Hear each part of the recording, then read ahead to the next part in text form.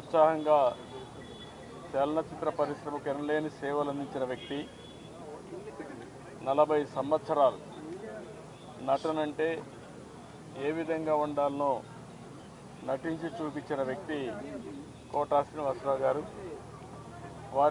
వారితో నాకు దగ్గర సన్నిహిత సంబంధాలు ఉన్నాయి. సమైక్య ఆంధ్రప్రదేశ్లో ముఖ్యమంత్రిగా ఉన్నప్పుడు కానీ, తర్వాత ముఖ్యమంత్రిగా ఉన్నప్పుడు కానీ, అదే సమయంలో ఆయన ఎమ్మెల్యేగా 1999లో నేను ముఖ్యమంత్రిగా ఉన్నప్పుడు బీజేపీ అలయన్స్తో ఆయన ఎమ్మెల్యే చేశాం. ఎమ్మెల్యేగా ప్రజాసేవలో కూడా బాగా రాణించాడు. సినిమా రంగంలోనే కాకుండా ప్రజాసేవలో కూడా బాగా కృషి చేసిన వ్యక్తి కోటా శ్రీనివాసరావు గారు. ఈరోజు మనందరం కూడా ఆయన డైలాగులు చూస్తే ఒకే సీన్లో ఏడిపించగలుగుతాడు, భయపెట్టగలుగుతాడు. అలాంటి అరుదైన సంఘటనల్లో అరుదైన నటనతో ఒక విలక్షణ నటుగా ప్రఖ్యాతి పొందిన వ్యక్తి.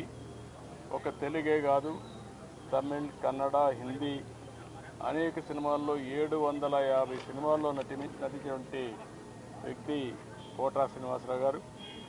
ఆయనకు పద్మశ్రీ అవార్డు రావడం, ఇవన్నీ కూడా 7 నంది అవార్డు కూడా వచ్చాయి. ఈ విధంగా అనేక అవార్డులు కూడా వచ్చాయంటే ఆయన చేసిన కృషి, ఆయన యొక్క ప్రతిభే కారణం. అలాంటి ఒక మంచి నటుడిని తెలుగు రాష్ట్రాలు కోల్పోవడం చాలా బాధాకరం. చలనచిత్ర పరిశ్రమ కోల్పోవడం చాలా బాధాకరం. అలాంటి వ్యక్తి పట్ల నా మరణం పట్ల నా ప్రగాఢ సానుభూతి తెలియజేసుకుంటూ, వారి కుటుంబ సభ్యులకు నా ప్రగాఢ సానుభూతి తెలియజేస్తూ, వారి ఆత్మకు శాంతి కలగాలని భగవంతుని మనస్ఫూర్తిగా ప్రార్థిస్తున్నాను.